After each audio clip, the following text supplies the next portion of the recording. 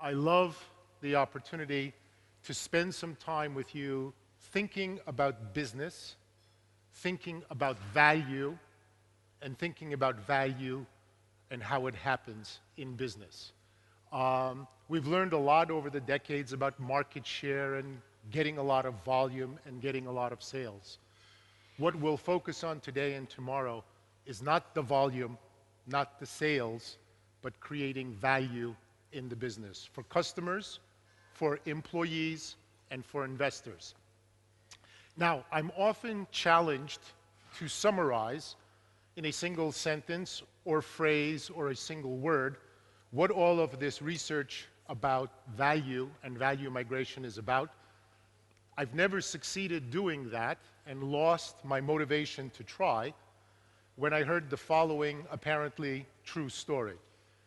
When Mikhail Gorbachev was still running the Soviet Union, he was challenged by a young journalist to summarize the state of the Soviet economy with just one word. Gorbachev's English was good, not great. He felt uncomfortable, and he said, if I had to use one word to describe the Soviet economy, I would say the Soviet economy is good. This wasn't the level of insight that the journalist was looking for. So she said, okay, Mr. First Secretary, why don't you use two words to describe the Soviet economy? And Gorbachev smiled, because now he could communicate exactly what he wanted to communicate. He said, if I could use two words, I would say the Soviet economy is not good. The prophetic Gorbachev could be describing our business situation. The discipline of value migration was invented approximately 20 years ago in order to try to understand the rules by which value happens, and we will discuss those in just a minute. But I want to begin in a very, very different place. Can anyone help me read this? Menin, aeide, thea peleadeos achilleos, ulomenen emuri achaios alge eteke. Translation, please. Гнів пагубний оспівай богине, Ахіла сина Пелея. Пагубний гнів, що стільки лиха Ахеям накоїв. This is our oldest story. Greeks versus Trojans, and we are reenacting it to this very, very day. It is our oldest story and our least understood. Because it is not just what's in the book, it is the entire story of Troy. And in it, Homer did not describe war, whether military or commercial. He predicted war. Why do I say we don't understand this story? Who is the hero of the Iliad? Anyone venture a guess? Who is the hero of the Iliad?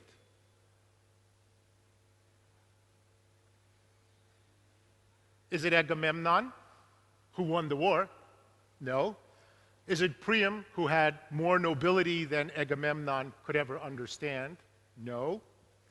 Was it Hector, the great warrior of the Trojans and a human being? No. Was it Achilles, the one that everybody thinks is the hero of the Trojan War? Who was the hero of the Trojan War? The most important thing that you can learn in the next 2 days is that the hero was Odysseus. Why? For 10 years, you had these two armies and two great heroes fighting, killing thousands of people and accomplishing nothing. Until Achilles came along with an idea.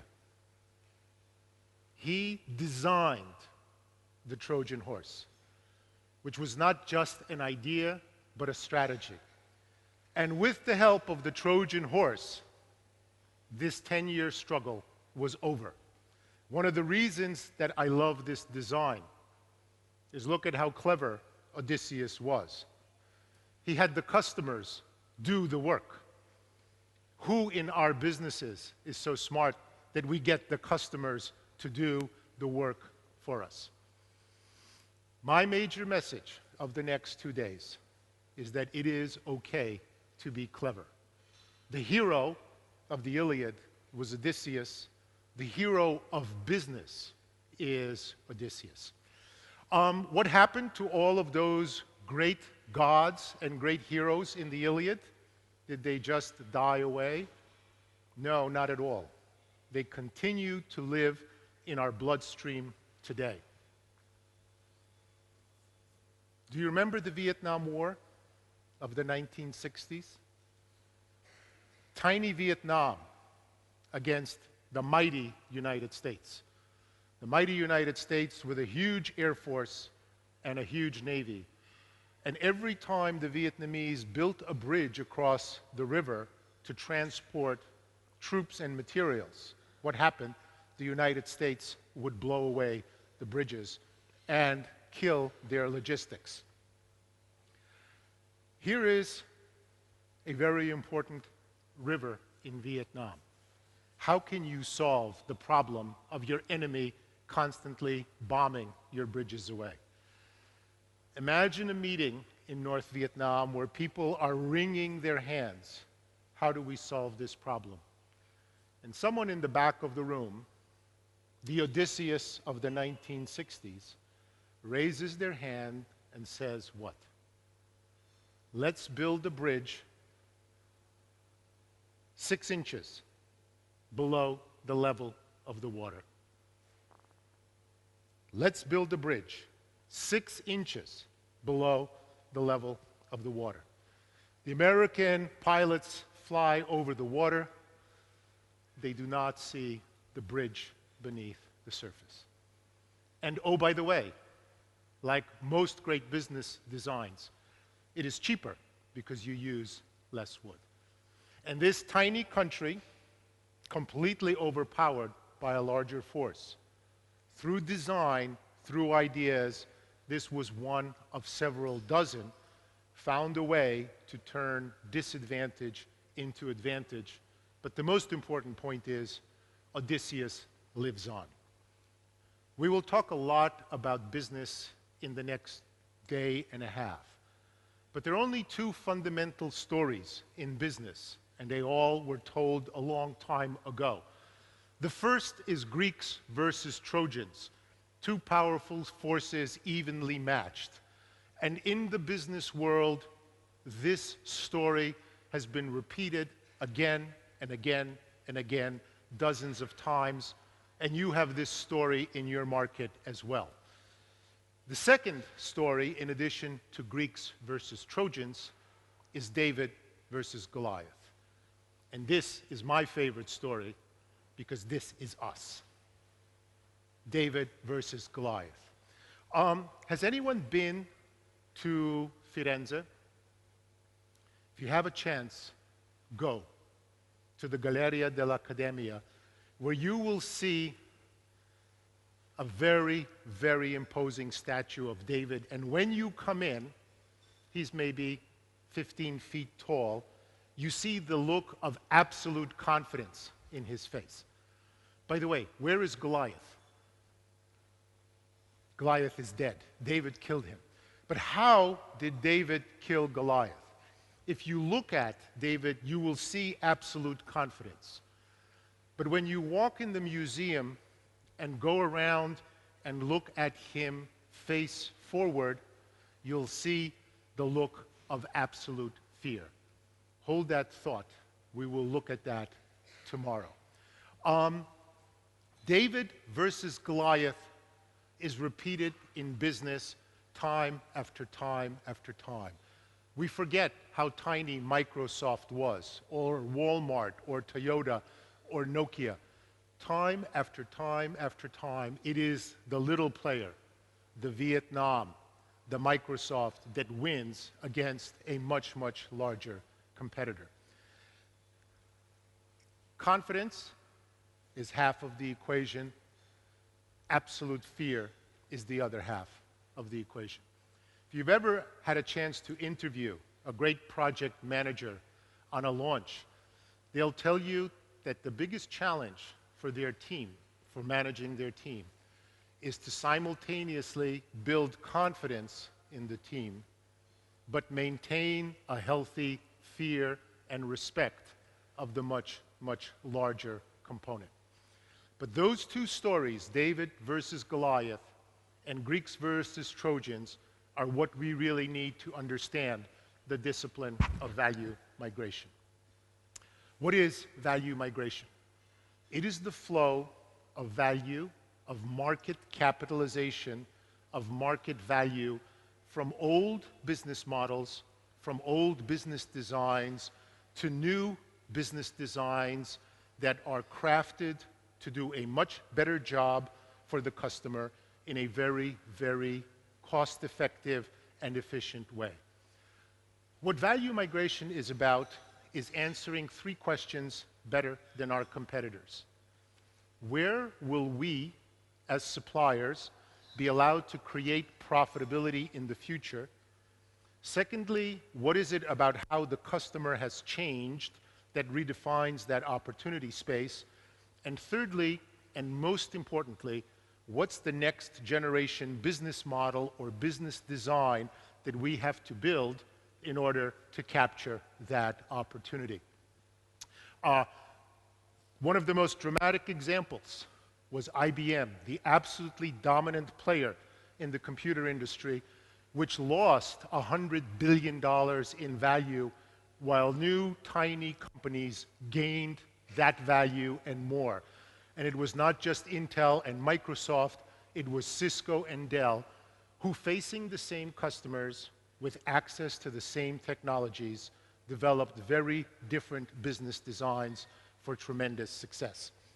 One of the toughest patterns in business design is the evolution of an industry to become a no-profit zone. Sophia, may I ask a favor? Can we take just a 5-minute break to try to answer the following question? When you look at airlines, they have evolved into a no-profit zone. It doesn't matter whether you cut the data on a 10-year or a 20-year cycle, net profit generation has been zero. Ever since we first developed this example, it has been misused as the exception. Is it the exception, or are there other no-profit zones that you know, outside your industry or inside your industry?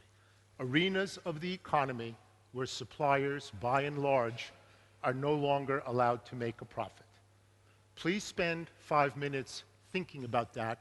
When I come back, I will ask you, what are the no-profit zones that you know, arenas of the economy where suppliers cannot make a profit? Now, you're going to tell me about no-profit zones that you know. Any takers? What are no-profit zones outside or inside your industry, arenas of the economy where suppliers, by and large, are not allowed to make money? Any takers? I came prepared. Yes, please. Media. TV channels. Specifically newspapers. Excellent. Any other examples? 1, 2. Yes, please. Telecom. Sorry? Telecom. What part of telecom?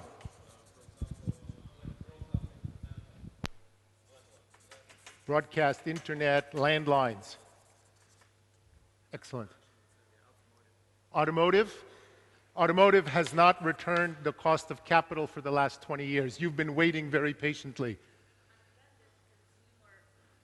Unbranded consumer food products. Excellent.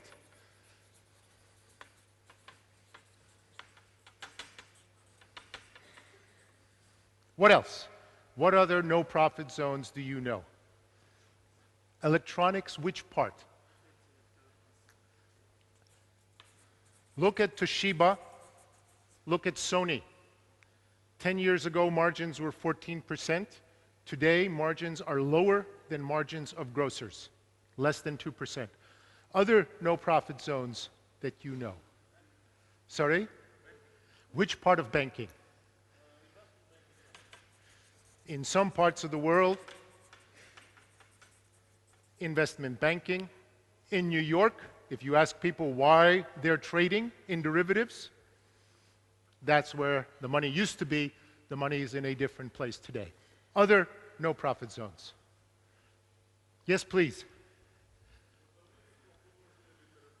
Видавництво художньої літератури. Publishing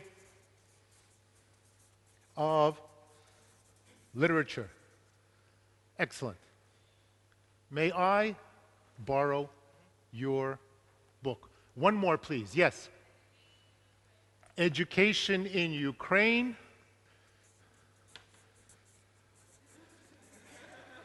Education in the US. Education in the UK. Education in France, England, etc., etc. Excellent one. If you want to make money from the work we do in the next 2 days, this is your silent partner, and this is your secret weapon. Let me ask you to open to the first page, write down the number 1, and write the title, No Profit Zones. Page 1,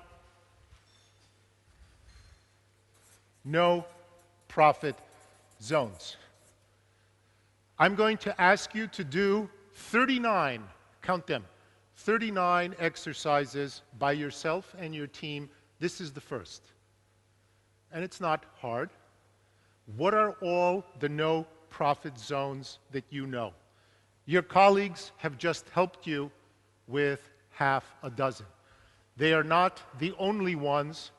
Far from being the exception, no profit zones have become the biggest and most dynamic part of the global economy. There are more and more places where suppliers are not allowed to make a profit. So exercise 1, on page 1 of your notebook, what are all of the no profit zones that I know outside and inside my own business? Now let me give away a secret. The list is just the start of the process. This is for yourself. You don't have to share it with anybody. But it's absolutely okay to do the following things. To ask yourself, why are these or these no profit zones? To ask yourself, what no profit zones will be coming to my business in the next 2 or 3 years? To ask yourself, can you ever reverse a no profit zone? The list is very important, but it's just the beginning. It's an invitation to start thinking about it.